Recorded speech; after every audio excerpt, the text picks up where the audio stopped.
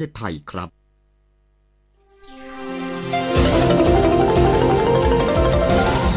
วิทยุแห่งประเทศไทยให้ความรู้คู่ความสุข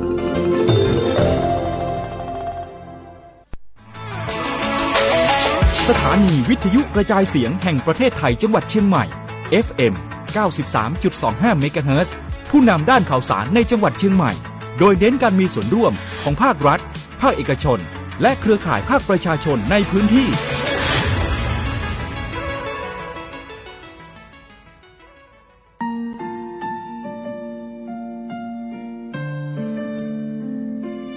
ขอน้อมเกล้าถวายอาลัยสมเด็จพระพันปีหลวงพระแม่แห่งแผ่นดินผู้ทรงเมตตาเหนือเกล้าขอพระองค์เสด็จสู่สวรรคาลัยข้าพระพุทธเจ้าข้าราชการและเจ้าหน้าที่สถานีวิทยุกระจายเสียงแห่งประเทศไทยจังหวัดเชียงใหม่กรมประชาสัมพันธ์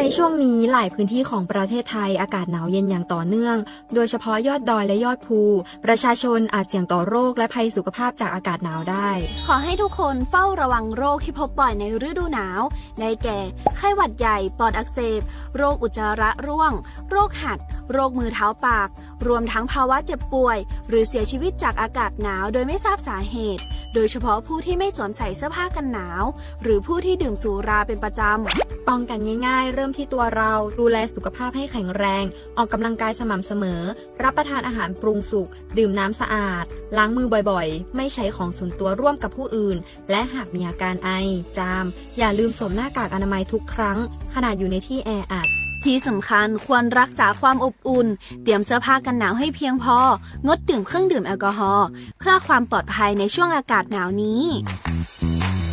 ดูแลสุขภาพให้แข็งแรงตลอดช่วงฤดูหนาวนี้กันด้วยนะคะด้วยความปรารถนาดีจากสำนักงานประชาสัมพันธ์ที่ 3 กรมประชาสัมพันธ์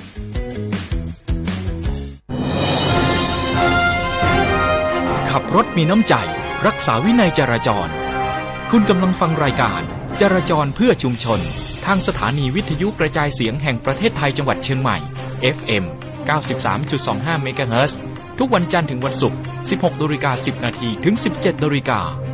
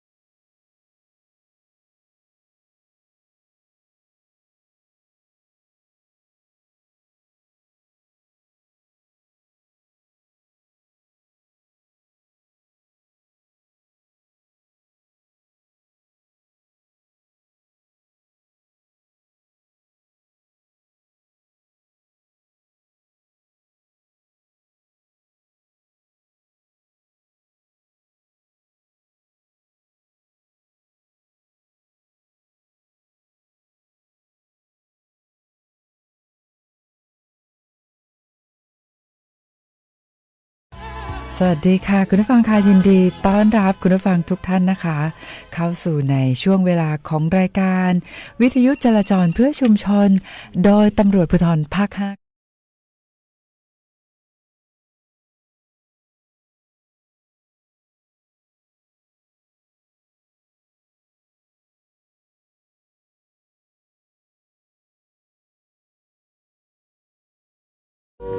วันนี้วันพฤหัสบดีที่18ธันวาคม2568ค่ะ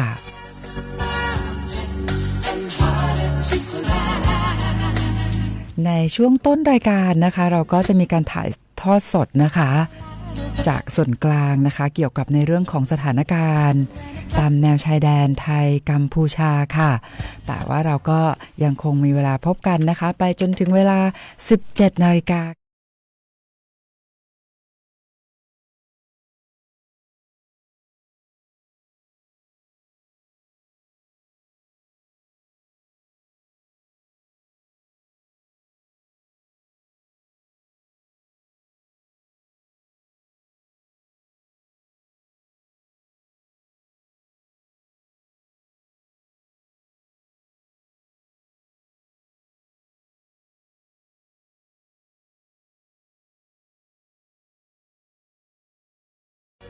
ค่ะคุณผู้ฟังคะในรายการวันนี้นะคะ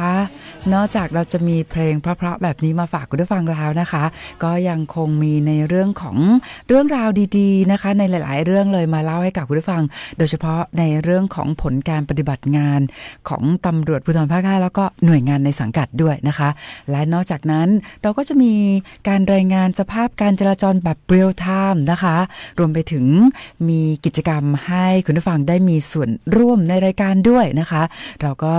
จะมอบความสุขให้กับคุณผู้ฟังทั้งบทเพลงเพราะๆแล้วก็มีของรางวัลให้กับคุณผู้ฟังส่งตรงถึงบ้านด้วยค่ะคุณผู้ฟังค่ะตอนนี้นะมาดูในเรื่องของการพยากรณ์อากาศกันก่อนนะคะวันพรุ่งนี้เนี่ยนะคะก็การพยากรณ์อากาศจากศูนย์อุตุนิยมวิทยาภาคเหนือนะคะก็บอกว่าวันพรุ่งนี้เนาะที่พื้นที่รับผิดชอบของตำรวจภูธรภาค 5นะคะซึ่งรับผิดชอบพื้นที่8จังหวัดภาคเหนือตอนบนเราจะมีอากาศเย็นถึงหนาวกับมีหมอกในตอนเช้าค่ะและอุณหภูมิจะลดลงนะคะ 1-3 องศาเซลเซียสนะคะแล้วก็อาจจะมีฝนฟ้าคะนองนะคะ10%ของพื้นที่เนี่ยที่บริเวณจังหวัดเชียงใหม่เชียงรายลำปางพะเยาแล้วก็จังหวัดน่านดังนั้นพอทุกท่านทราบข้อมูลแบบนี้นะคะพรุ่งนี้นะคะเราจะมีอุณหภูมิลดลงนะคะ 1-3 องศาเซลเซียสโอ้โหดังนั้นนะคะก่อนนอนคืนนี้ก็ต้องเตรียมในเรื่องของการใส่เครื่องนุ่มห่มนะคะให้ความอบอุ่นแก่ร่างกายเนาะเพราะว่าพรุ่งนี้อุณหภูมิก็จะลดลงเยอะเลยนะคะก็หลายท่านบอกว่าเนี่ยอยากจะสัมผัสอากาศหนาวเย็นนะคะเดี๋ยววันพรุ่งนี้อุณหภูมิลดลงนะคะแล้วก็บนยอดดอยค่ะก็จะมีอากาศหนาวถึงหนาวจัดนะคะอุณหภูมิต่ำสุดจะอยู่ที่ 5-12 องศาเซลเซียสนะคะดังนั้นหลายท่านที่อยากจะไปสัมผัสอากาศหนาวเย็นนะคะก็จริงๆแล้วเนี่ยวันพรุ่งนี้อากาศก็จะเย็นลงนะคะแต่ถ้าหากหลายท่านมีโอกาสที่จะไปบนยอดดอยยอดภูม่อนต่างๆโอ้โหนะคะรับรองว่าได้สัมผัสกับอากาศหนาวเย็นอย่างแน่นอนเลยนะคะคุณผู้ฟังค่ะก็วันนี้นะคะมีข้อมูลมาเล่าให้กับคุณผู้ฟังฟังด้วยมีคดีที่เกิดขึ้นในพื้นที่ของสถานีตำรวจภูธรเมืองเชียงใหม่ค่ะก็เป็นกรณีที่ทางเจ้าหน้าที่ตำรวจนะคะจับกุมชายไทยอายุ42ปีนะคะก็เป็นชาวจังหวัดเชียงใหม่นะคะอายุ42ปีก็เขามีพฤติกรรมก็คือขับรถประมาทหวาดเสียวค่ะแล้วก็มีการดริฟต์นะคะกลางเมืองเชียงใหม่โอ้โหนะคะคราวนี้เจ้าหน้าที่ตำรวจไปจับกุมนะคะผู้ที่ขับรถประมาทหวาดเสียวนะคะก็ปรากฏว่าพอไปค้นประวัติเขาเคยก่อเหตุในลักษณะนี้แล้วนะคะในพื้นที่ของสถานีตำรวจภูธรช้างเผือก จังหวัดเชียงใหม่คือเคยก่อเหตุแบบนี้มาแล้วนะคะแล้วก็เมื่อวันที่16ธันวาคมนะคะ2568นะคะช่วง2 ทุ่มครึ่งก็ยังไปก่อเหตุในพื้นที่ของสถานีตำรวจภูธรเมืองเชียงใหม่อีกนะคะซึ่งก็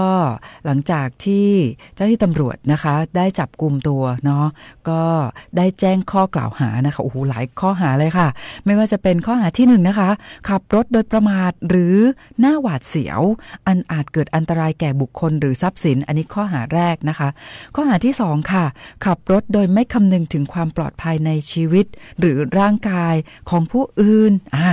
ข้อหาที่3ค่ะนำรถที่ไม่ติดแผ่นป้ายทะเบียนนะคะหรือว่าแผ่นป้ายเครื่องหมายทะเบียนหรือป้ายประจำรถตามกฎหมายใช้ในทางเดินรถ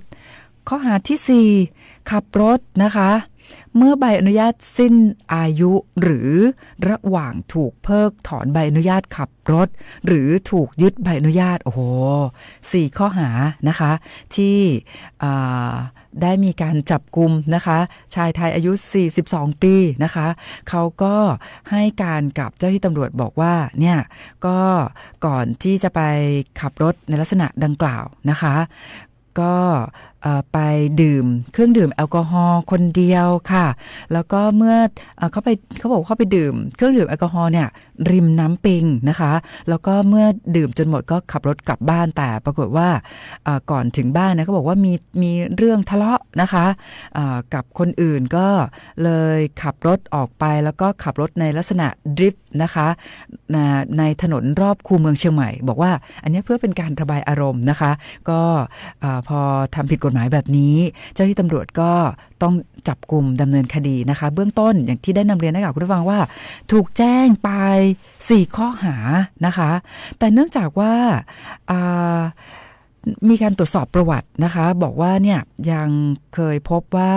เคยก่อเหตุแล้วก็ถูกจับกุมในลักษณะแบบนี้เนี่ยนะคะในพื้นที่ของสถานีตำรวจภูธรช้างเผือกจังหวัดเชียงใหม่ดังนั้นนะคะตอนนี้ท่านผู้กำกับการสถานีตำรวจภูธรเมืองเชียงใหม่ก็บอกว่าเหตุการณ์ที่เกิดขึ้นนะคะ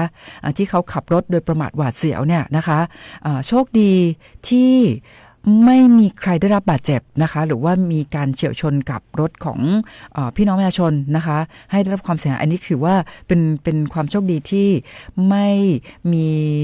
ผู้อื่นได้รับบาดเจ็บนะแต่การขับรถในลักษณะแบบนี้เนี่ยก็มีโอกาสที่จะเกิดอุบัติเหตุแล้วก็มีโอกาสที่จะทำให้ผู้ใช้รถใช้ถนนคนอื่นเนี่ยนะคะได้รับนะคะ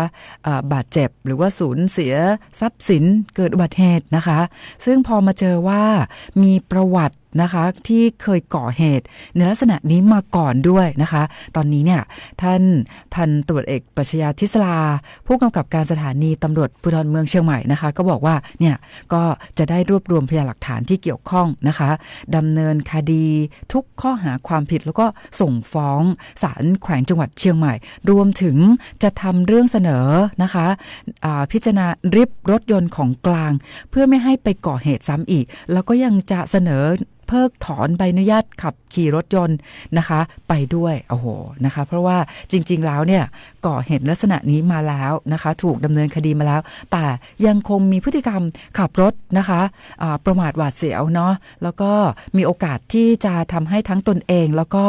ผู้ใช้รถใช้ถนนคนอื่นเนี่ยนะคะได้รับบาดเจ็บหรือว่าเกิดอุบัติเหตุด้วยอันนี้ไม่ได้เลยนะคะก็เป็นคดีที่นำเรียนให้กับผู้ฟังพี่น้องประชาชนได้รับทราบด้วยนะคะเดี๋ยวตอนนี้นะคะเราก็จะมีบทเพลงพร้อมๆมาฝากคุณผู้ฟังแล้วอีกสักครู่หนึ่งก็จะมีการโฟนอินนะคะให้ทางสารวัตรจราจรจากกลุ่มงานจราจรตำรวจภูธรจังหวัดเชียงใหม่ได้รายงานสภาพการจราจรให้กับคุณผู้ฟังด้วยแต่ตอนนี้ค่ะมีเพลงเพราะๆมาฝากคุณผู้ฟังอีกหนึ่งเพลงค่ะ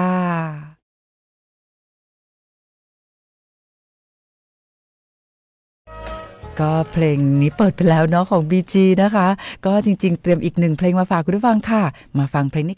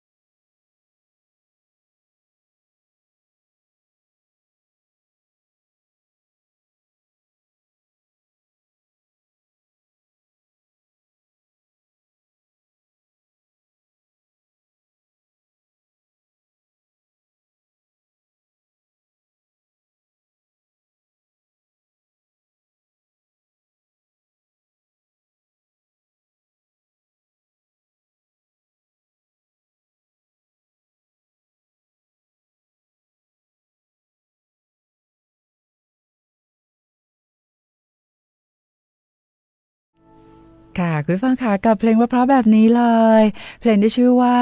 หาไม่เจอหรือเธอไม่มีนะคะใจต้องทนอ่อนไหวค่ะคุณผู้ฟังค่ะเดี๋ยวสักครู่นะคะเราจะต่อสายโทรศัพท์ไปสัมภาษณ์ท่านสารวัตรจราจร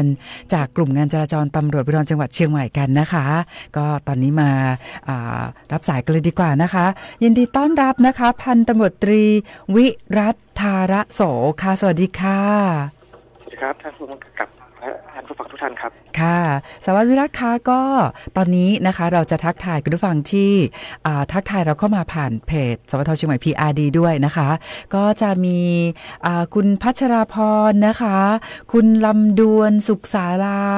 คุณพระเครื่องทั่วไทยคุณพงศักดิ์คุณสิริพันธ์นะคะจากดอยสะเก็ดคุณสิรินันท์นะคะคุณสิรินันท์บอกว่าตอนนี้คุณสิรินันท์มาเที่ยวที่เขาค้อเพชรบูรณ์นะคะบอกอากาศดีมากเลยโอ้ดีใจด้วยนะคะมีคุณสุทัศน์นะคะคุณวารินคุณไพโรจน์แล้วก็คุณพี่ดวงรัตน์ด้วยนะคะก็วันนี้นะคะสารวัตรวิรัตน์นะคะจะรายงานในเรื่องของสภาพการจราจรให้กับคุณผู้ฟังด้วยเป็นยังไงบ้างคะในเย็นวันพฤหัสวันนี้ค่ะครับในส่วนสภาพการจราจรช่วงเย็นวันนี้นะครับแยกสำคัญต่างๆนะครับในขณะนี้ยังมีปริมาณรถมากนะครับแต่ยังเคลื่อนตัวได้ดีนะครับไม่ว่าจะเป็นแยกสารเด็กนะครับฟ้าห้ามรวมโชคนะครับแยกหนองประทีปนะครับ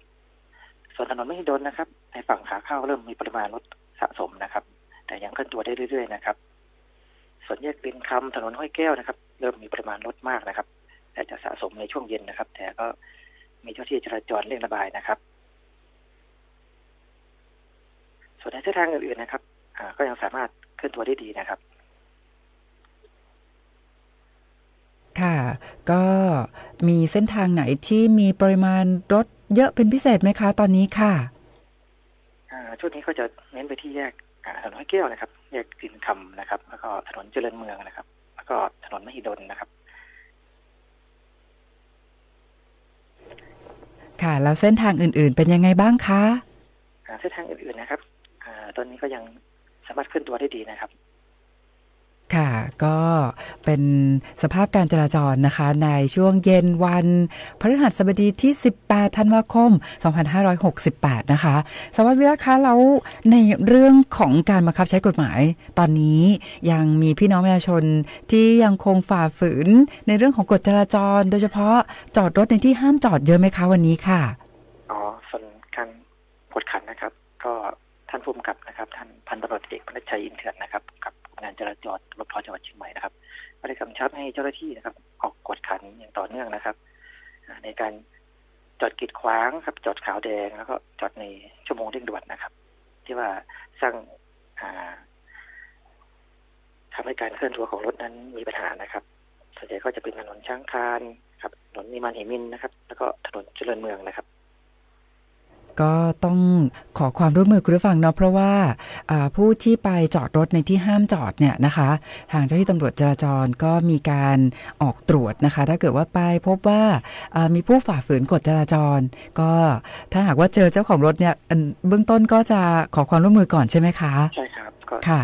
ชาร์จผ่านก่อนนะครับค่ะแต่ถ้าเกิดว่าไม่เจ้าของรถไม่อยู่เนาะเราก็ทำให้รถนะคะโอ้โหเกิดการชะลอตัวเพราะว่ามีรถที่ไปจอดในที่ห้ามจอดเนี่ยอันนี้ก็เบื้องต้นอาจจะต้องถูกในเรื่องของการบังคับล้อนะคะครับผมค่ะแต่ถ้าเกิดบังคับล้อแล้วนะคะยังไม่มีเจ้าของรถอันนี้อาจจะมีมาตรการในเรื่องของลากรถใช่ไหมใช่รถยกด้วยค่ะรถออกจากการกีดขวางนะครับอ๋อค่ะแต่ว่าผู้ที่ฝ่าฝืนในเรื่องของกฎจราจรนะคะก็จะต้องถูกได้รับใบสั่งจากเจ้าพนักงานจราจรเนาะแล้วก็ต้องไปชำระเงินค่าปรับซึ่งก็แพงด้วยนะใช่ครับช่วงนี้ครับปรับด้วยมาตรานะครับโอ้ยนะคะดังนั้นก็ฝากประชาสัมพันธ์นะคะต้องขอความร่วมมือนะคะทุกท่านนะคะได้ปฏิบัติตามกฎจราจรโดยเคร่งครัดกันด้วยค่ะตอนนี้ในช่วงท้ายนี้สารวัตรวิวัฒน์มีอะไรจะฝากคุณผู้ฟังเชิญได้เลยค่ะครับสำหรับกิจกรรมนะครับในวันพรุ่งนี้ช่วงเย็นนะครับโรงเรียนปิ้นมีงานนะครับกิจกรรมของโรงเรียนนะครับแล้วก็ในช่วงวันที่17ถึง22ธันวาคมนี้นะครับมีการปิดสะพานนาวรัตน์นะครับตั้งแต่ 4 ทุ่มถึงตี 4นะครับเพื่อ ทำซุ้มนะครับซุ้มปีใหม่ครับเทศกาลปีใหม่เตรียมความพร้อมนะครับอ๋อค่ะก็หมายความว่าเขาจะมีการปิดถนนเนาะใช่ครับค่ะตั้งแต่ช่วงไหนไปถึงช่วงไหนนะคะวันที่17 ถึง 22นี้สะพานนวรัตน์ตะวันออกถึงตะวันตกครับแต่จะมีเจ้าที่จราจรและเจ้าที่เทศกิจอำนวยความสะดวกครับค่ะตอน 4 ทุ่มนะครับค่ะก็คือจะเริ่มปิดตั้งแต่ 4 ทุ่มครับผมจนถึงเวลาเท่าไหร่นะคะ ตี 4ครับตี 4โอ้โหตั้งแต่วันที่17ถึง20ธันวาคม2568นะคะครับผมเพื่อสร้างซุ้มครับอ๋อค่ะโอเคเลยนะคะวันนี้ต้องขอบคุณมากๆเลยนะคะพันตำรวจตรีวิรัตน์นะคะวิวัฒน์เนาะขออภัยค่ะธารโสนะคะขอบคุณมากๆค่ะครับสวัสดีครับค่ะสวัสดีค่ะค่ะคุณผู้ฟังค่ะก็เราก็จะมีการสัมภาษณ์ท่านสารวัตรจราจรนะคะในทุกๆวันแบบนี้เลยนะคะซึ่งท่านพันตำรวจเอกมณชัยอินเถื่อนนะคะผู้กำกับการกลุ่มงานจราจรตำรวจภูธรจังหวัดเชียงใหม่ก็ได้มอบหมายให้ท่านสารวัตรจราจรนะคะพร้อมกับท่านรองศักดานะคะมาร่วมพูดคุยในรายการกับเราเป็นประจำทุกๆวันด้วยนะคะคุณผู้ฟังคะในช่วงนี้นะคะก็ต้องนำเรียนให้กับคุณผู้ฟังพี่น้องประชาชนนะคะได้รับทราบว่าในเรื่องของมาตรการการขับขี่ที่ปลอดภัยในช่วงนี้นะคะทางสำนักงานตำรวจแห่งชาติค่ะและตำรวจภูธรภาค 5พร้อมกับหน่วยงานในสังกัดนะคะก็ได้มีการปฏิบัติตามแผนเทศกาลปีใหม่2569ในส่วนของงานจราจรนะคะซึ่งในปีนี้เนี่ยก็มีนโยบายในเรื่องของการขับขี่ปลอดภัยลดความเร็วลดอุบัติเหตุนะคะโดยในช่วงนะคะตั้งแต่วันนี้เนี่ยจนถึงวันที่22ธันวาคม2568นะคะจะเป็นช่วงการรณรงค์ประชาสัมพันธ์นะคะก็จะมีการประชาสัมพันธ์นะคะให้กับพี่น้องประชาชนนะคะได้ปฏิบัติตามกฎหมายนะคะแล้วก็ประชาสัมพันธ์ในเรื่องของขั้นตอนแล้วก็วิธีการบังคับใช้กฎหมายรวมไปถึงกวดขันเรื่องการจอดรถนะคะบรรทุกไหลทางด้วยแล้วก็มีการทำงานร่วมกับภาคีเครือข่ายมีการตรวจความพร้อมนะคะของรถนะคะแล้วก็มีการเขาเรียกว่าไปตรวจสอบในเรื่องของถนนต่างๆที่อยู่ระหว่างการซ่อมสร้างต่างๆนะคะช่วงนี้ก็จะเป็นช่วงรณรงค์ประชาสัมพันธ์จนถึงวันที่22ธันวาคม2568ค่ะแต่ว่าตอนนี้นะคะเรามีเวลาสั้นๆน่ะวันนี้ต้องขออภัยด้วยนะคะคุณผู้ฟังที่อยากได้อย่างวันนี้เรายังแจกเป็นเรื่องแก้วนะคะเป็นแก้วเก็บอุณหภูมิร้อนเย็นคุณผู้ฟังท่านไหนอยากได้โทรศัพท์เข้ามาได้เลย053-276-793นะคะก็โทรศัพท์มาแจ้งชื่อที่อยู่เบอร์โทรให้กับผู้กองกอล์ฟได้เลยนะคะก็จะรับสายคุณผู้ฟังไปจนถึงเวลา 17:00 น.ค่ะแต่ว่าวันพรุ่งนี้วันศุกร์เนาะวันพรุ่งนี้วันศุกร์เนี่ยนะคะวันแห่งความสุขแต่ว่าช่วงนี้เนี่ยนะคะในช่วงต้นรายการเราจะมีการถ่ายทอดนะคะสัญญาณเสียงจากส่วนกลางนะคะเพราะว่าตอนนี้เนี่ยเรามีในเรื่องของสถานการณ์นะคะตามแนวชายแดนไทยกัมพูชาด้วยนะคะเราก็จะรับฟังการถ่ายทอดนะคะจากส่วนกลางแต่ว่าเราก็จะยังพบกับคุณผู้ฟังนะคะจนถึงเวลา 17:00 น.เดี๋ยววันพรุ่งนี้นะคะเมื่อสักครู่นะคะต้นรายการมีคุณผู้ฟังโทรศัพท์มาบอกว่าอยากได้หมวกกันน็อกด้วยนะคะเดี๋ยววันพรุ่งนี้นะคะคุณผู้ฟังที่รับฟังรายการผ่านทั้งคลื่นความTFM 93.25 เมกะเฮิรตซ์นะคะ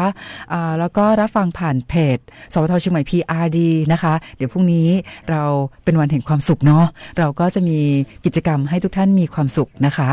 แล้วก็มีกิจกรรมให้ทุกท่านนะคะได้ร่วมสนุกในรายการด้วยนะคะเดี๋ยววันพรุ่งนี้เราก็จะนำเอาเรื่องราวต่างๆนะคะมานำเรียนให้กับคุณผู้ฟังได้รับทราบด้วยนะคะสำหรับวันนี้นะคะก็ยังคงจะแจกแก้วนะคะเก็บอุณหภูมิร้อนเย็นนะคะเป็น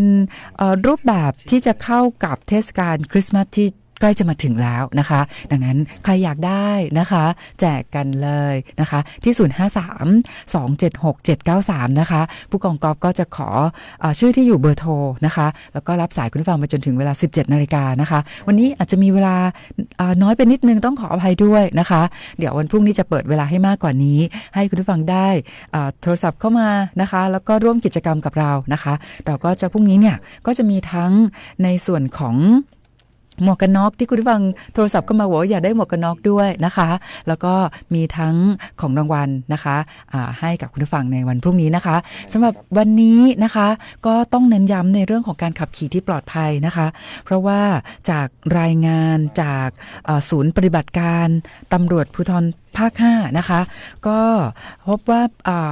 เมื่อวานนี้เนี่ยนะคะช่วงประมาณตี 3:50 นะคะในพื้นที่ของสถานีตำรวจภูธรเมืองลำพูนนะคะก็มีอุบัติเหตุนะคะเป็นรถจักรยานยนต์นะคะคือฉลาบเองแล้วก็ส่งผลให้มีผู้เสียชีวิตด้วยนะคะดังนั้นในเรื่องของการขับขี่ที่ปลอดภัยนะคะเราก็อยากจะรณรงค์ให้ทุกท่านนะคะสำหรับผู้ที่ขับขี่รถจักรยานยนต์นะคะอย่าลืมในเรื่องของการสวมหมวกนิรภัยนะคะทั้งตัวผู้ขับขี่แล้วก็ตัวผู้ซ้อนด้วยนะคะสำหรับวันนี้นะคะเรา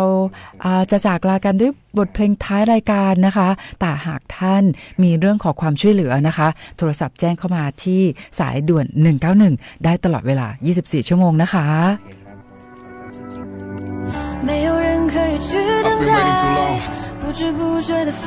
แล้วก็ช่วงนี้นะคะยังคงเป็นช่วงการระดมกวาดล้างอาชญากรรมค่ะ